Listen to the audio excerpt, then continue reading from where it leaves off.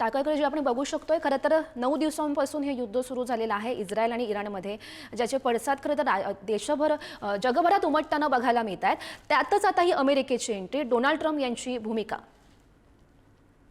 मला असं वाटतं की डोनाल्ड ट्रम्प या संबंधामध्ये खूप सावध पवित्रा घेत होते.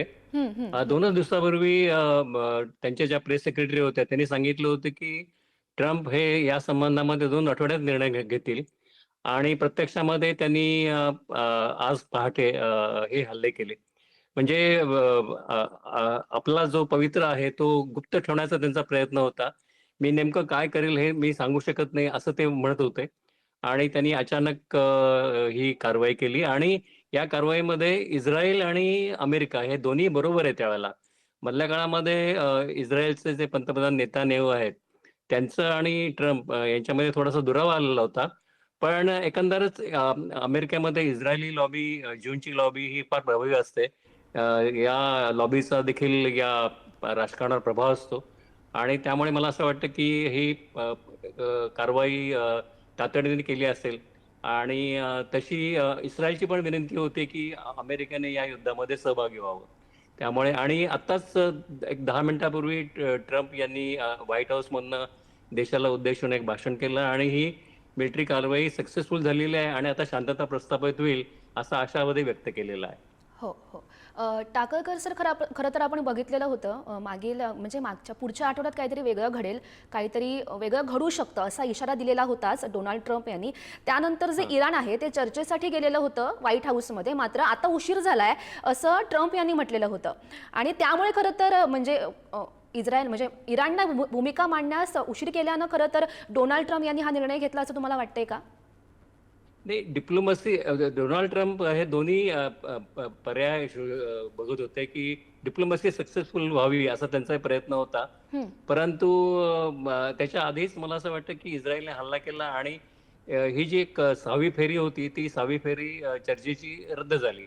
हं, आणि नंतर इस्रायलने काय केलं की इस्रायलने त्यांच्या अणुकेंद्रांवर हल्ले केले आणि बरेच त्याचं नुकसान केलं बऱ्याच केंद्रांचं. हं, हं, पण त्यातला जो फोर्डो नावाचा जो अणुप्रकल्प होता तो भूमिगत होता, एका डोंगरामध्ये खाली खोलवर दडलेला होता आणि तो जर नष्ट करायचा असेल तर अमेरिकेची मदत हवी होती, कारण की त्यासाठी बंकर बॉम्ब लागत होते आणि खास विमानं पण लागत होती. 30,000 पाउंड वजनाचा बॉम्ब लागत होता. तर आता ट्रम्प यांच्या निवेदनानुसार इथे देखील या फोर्दोवर देखील हल्ला केलेला आहे आणि त्याचे तपशील अजून लक्ष अजून जाहीर झालेले नाहीयेत. परंतु तिथलं देखील ऑपरेशन आहे ते सक्सेसफुल झालेलं आहे असं ट्रम्प म्हणतात आहे. त्यामुळे आधीच इस्रायलनी इराणची जी न्यूक्लिअर साईड होती ती खिळखिळी केलेली होती आणि अमेरिकेने त्याच्यावर आता अखेरचा घाव घातलेला आहे. आणि आता नेमकं काय होतं माहित नाही, परंतु रिजनल हे जे वॉर आहे ते आता त्याची व्याप्ती वाढलेली आहे, हे मात्र खरं. हो. अ, अनिल जी, आपण बघितलं नुकतंच खरं तर ट्रम्प यांनी संबोधित केलं पूर्ण जगाला. त्यामध्ये त्यांनी एक महत्त्वाचं वक्तव्य केलं की जर इराणनं हल्ले केले तर आम्ही सुद्धा हल्ले करणार. त्यातच आता इराणची सुद्धा भूमिका समोर येते. इराणचं असं म्हणणं आहे की आम्ही सुद्धा ज्या ज्या ठिकाणी अमेरिकेचे नागरिक दिसतील, सैनिक दिसतील, तिथे आम्ही हल्ला करणार आहोत. नाही नाही, हे हे तर मी म्हटलं त्याप्रमाणे हे दुधारी शस्त्र होतं, याची ट्रम्प यांनाही कल्पना होती.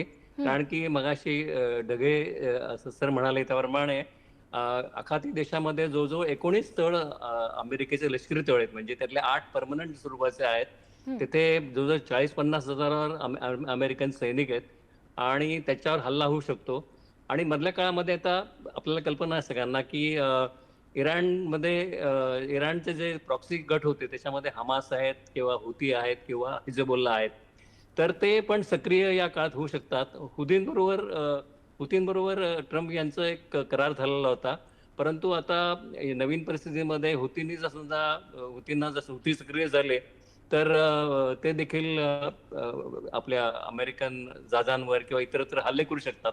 त्यामुळे आणि आम्ही या सगळ्या लष्करी तळाच्या कक्षेमध्ये आमचे सगळे मिसाईल्स आहेत. त्यामुळे आम्ही हल्ला करू शकतो असा इशारा खामेनींनी दिलेला होता. त्यामुळे आता बघायला लागेल की खरोखरच आता इराण हल्ला करतो की नाही. कारण की हा हल्ला झाला तर फार मोठं नुकसान होऊ शकतं शिवाय हॉर्मुझ जी सामुद्रधुनी आहे त्याच्यातनं त्यातनं तेल वाहतूक होते बरीचशी, आणि भारतातलं तर 60% तेल आयात केलेलं तेल या हॉर्मुझ सामुद्रधुनीतनं येतं.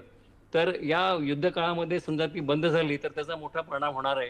आणि मगाशी ढगे सर म्हणाले त्याप्रमाणे तेलाच्या किमती आता $70 घरात आहेत.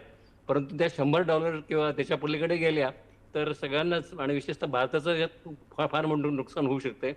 आपल्याला कल्पना आहे कदाचित की तेलाच्या किमतीमध्ये $1 जरी वाढ झाली तरी वर्षाला $1 अब्ज एवढी एवढी जास्त रक्कम आपल्याला मोजावी लागेल.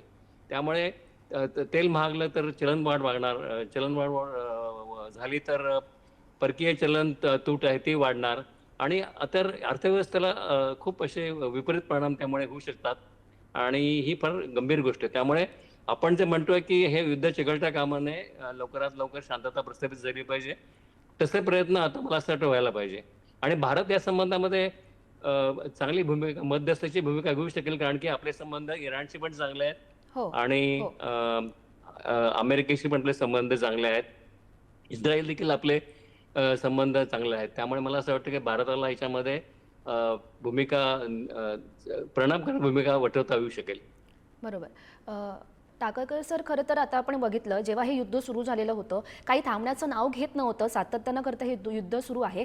त्यामध्ये आपल्याला दोन बलाढ्य देश म्हणजे रशिया आणि चीनचा पाठिंबा दिसलेला होता इराणला.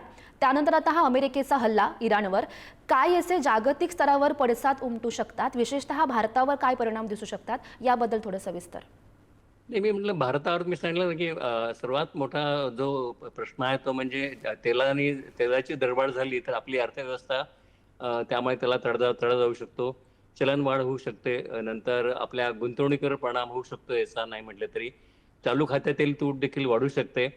आणि आपले इराणशी संबंध चांगले आहेत. आपण तिथलं एक बंदर आहे, ते आपण बंदर विकसित करतोय.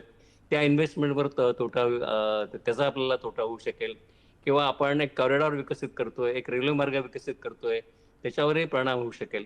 आणि हे एकंदरच आपल्या अर्थव्यवस्थेला चांगलं नाहीये. त्यामुळे अनिल सर, तुम्हाला मी या थोडंसं पुढच्या थांबवते. एक काळामध्ये महत्त्वाची अपडेट आपण सध्या बघणार आहोत. इराणवरील अमेरिकेच्या हल्ल्यानंतर इस्रायलचे पंतप्रधान नेत्यानाहू यांची प्रतिक्रिया सध्या समोर येते आहे. अमेरिकेचा इराणवरील हल्ल्याचा निर्णय हा इतिहास बदलेल असं नेत्यानाहू यांचं म्हणणं आहे. डोनाल्ड ट्रम्प यांनी युनायटेड स्टेट खूप शक्तीनं काम केलं असंही नेत्यानाहू यांचं म्हणणं समोर येत आहे.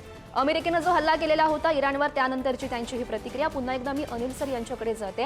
अनिल सर, आपण बघू शकतोय महत्त्वाची ही नेत्यानाहू यांची प्रतिक्रिया म्हणावी लागेल. अमेरिकेचा इराणवरचा जो हल्ला आहे त्याचा निर्णय आहे तो इतिहास बदलेल असं त्यांचं म्हणणं आहे. एक तर गोष्ट खरी अशी आहे की नेत्यानाहू हे ऑलरेडी त्या मध्यपूर्वेतल्या आपल्या युद्धामध्ये अडकलेले आहेत. तिथे पॅलेस्टाईनच्या विरुद्ध, हमासांच्या विरुद्ध लढाई त्यांची चालूच आहे. आणि त्यांनी आता ह्या दुसरा फ्रंट उघडलेला आहे.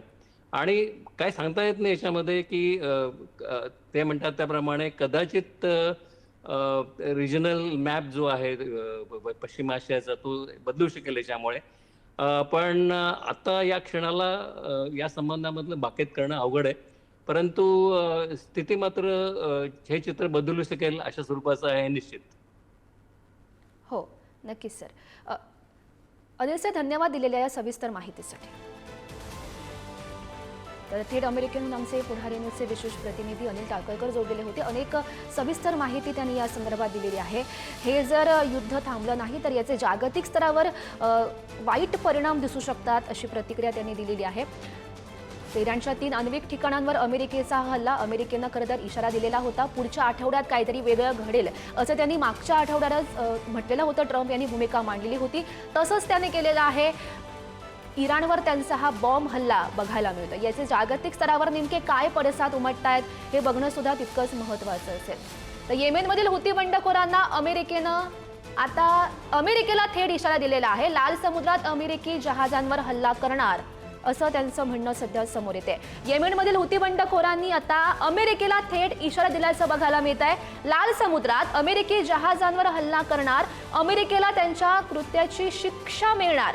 हुती गटाचे लष्करी प्रवक्ते याह सारी यांनी आता अमेरिकेला हा इशारा दिल्याचं बघायला मिळत आहे.